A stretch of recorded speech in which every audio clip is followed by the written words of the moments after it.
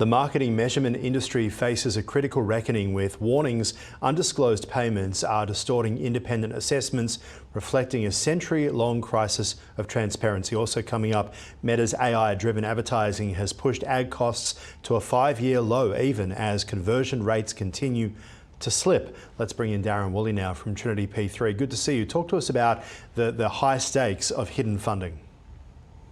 Yeah, so this is something that the advertising industry struggled with for more than a century, and that is that often they're offering services that appear free to the marketers, and marketers are inclined to accept them without necessarily being given the transparency into, okay, what is the real cost? Because if you're not paying for it with your money, you'll usually end up paying it somewhere else. And this has become a real crisis with the measurement industry.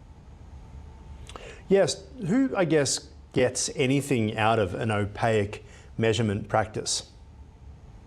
Well, look, and that's a good question. A lot of these arrangements are covered by NDAs and confidentiality agreements. But you can imagine if you're a media owner, for instance, and you invested or paid money to a marketing measurement performance company that said, you know, can you just tweak the algorithm a bit so that people are more inclined to use our media channel than others, that would be quite lucrative. And if the marketer doesn't know that that's the arrangement behind the scenes, because you know, MMMs they're called, marketing mix modeling, is the AI-driven, data-driven platforms that actually recommend which channels to use and which ones will give you the best return on that advertising investment. And so the idea of someone manipulating that behind the scenes, you can see, becomes a real problem. Non-disclosure, do you think it's eroding trust when it comes to advertising and marketing? Oh, look, absolutely, because it should be used for commercial arrangements that would give someone an advantage, but not at the expense of the very marketer that ends up paying for this. And we've got to understand marketers are in a real tight situation at the moment. Just recently, James Herman, the marketing strategist, released or made the statement that marketing budgets before COVID were around 11% of revenue. Currently, they're tracking on average at about 7.8% of revenue. So you can see marketers are now doing more or doing the same with less budget. And so, you know, marketers are under a lot of financial pressure to actually deliver the services and the growth that's needed for these businesses, but they're being forced to do it with less money on average. Talk to us about what happens when companies and CMOs are misled. Well, that's the point, isn't it? If you start to realise that the numbers that you're being shown are being manipulated and you're not seeing the growth results, you know, you're in a situation where at what point you just call it quits and walk away. The trouble is a lot of these MMMs and a lot of the people that are selling them are quite convincing that this is built on science. But when commercial arrangements come in and start to corrupt that analytics, that data analytics, that mathematics, then the marketers and the CEOs may never know, except that they won't be seeing the results, and it could be just throwing good money after bad. Can independent measurement survive this crisis? Well, I think only if marketers and the CFOs of the companies start asking the tough questions. But even then, we've seen, for instance, programmatic media trading, principle-based media trading. There is a long history of agencies and other suppliers in this marketing supply chain doing a very good job to feather their own nest at the expense of the client's budget. Another stat I saw during the week is even from the ANA in the US, even the best marketers are only getting around 53% of the money that they spend on programmatic actually getting to the publishers. Whereas at the poorest end, it's down around 32%. So you can see, you know, it becomes incredibly difficult when a section of your supply chain is all operating this way to actually get any sort of breakthrough. And if I hand you a magic wand, what would you do to fix things straight away? Well, there's already laws about secret commissions and things. I think we need to extend that and enforce them into the marketing supply chain, because I think these non-disclosed backhanded deals are the thing that's eroding trust. And already in the world of AI, trust is being compromised. Imagine if we start not trusting the very people we need to do business with. We are seeing some marketers move these services in-house in response to that lack of trust. All right, let's move on if we can. Meta's ad costs have plummeted to a 5-year low, propelled by AI targeting, yet conversion rates are slipping. Why is this the case?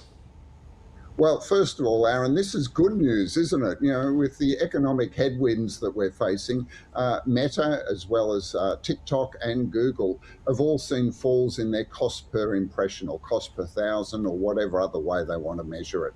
So, you know, marketers can be now buying more impressions on these platforms. But yes, you're right. They've also reported that cost per acquisition or the performance of these ads is also dropping.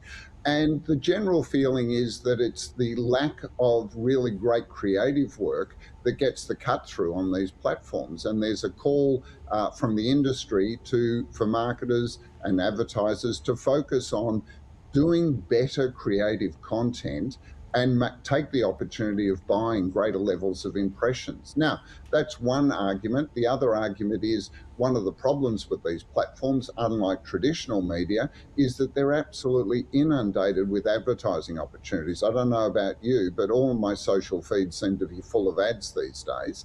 And so it becomes very cluttered and hard to stand out. Is that your feeling?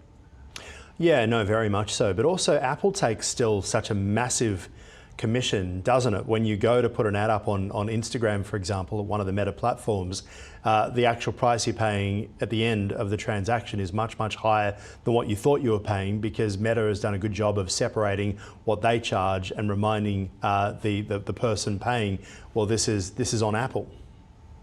Yeah, well, and that's because we've got so many players in the digital supply chain. You know, everyone's in for their clip of the ticket. And that's one of the problems, again, going back to what we were talking about a minute ago, is yes, it's more transparent, but there are so many people that have got their fingers in these pies. It's no wonder marketing budgets are getting stretched. You mentioned declining conversions. Why do you believe that's the case? Look, I think it's twofold. The one is that while there's more advertising, many brands are actually advertising less in some cases. And so, you know, there was a measure called share of voice. They're missing out on share of voice. I also think targeting is part of the problem, in that sometimes these campaigns are so targeted to specific people, they may be missing out on an audience that is on the fringe of that. And so while the cost per acquisition or cost per impression has dropped, the cost per acquisition's going up, because you're actually chasing a smaller pool of customers. Do you personally buy when you see things come up on social media? It's an interesting question, because I thought about that when I was reading this. And the fact is, if I see something that I like, I don't just buy it on the social media platform. I'll usually go and do some research on it, because you'll often find out it's cheaper elsewhere for exactly the same product. So, you know, I think every, you know, buyer beware, caveat emptor, applies even in the social media world. I think you've just killed the entire advertising industry. Let's hope not. I think there's always a place for a bit of persuasion. When you talk about innovation, just finally, what would you like to see? Look, I think what we need to do is, there's already laws in place about transparency and accountability, but we need the marketers themselves to be willing to make a stand. They're the ones that will ultimately benefit. They'll be the ones that get more for their advertising dollar. If we stop allowing them to be fooled by these free deals or these discounted deals. You know, there's a saying in advertising, there's no such thing as a free lunch. Well, in actual fact, there's no such thing as free anything in advertising. The marketer ends up paying for it. All right, we'll leave it there. Hope to have a free lunch with you sometime soon. Darren Woolley, always appreciate your insights on Ticker. Thank you. Thanks, Ahron.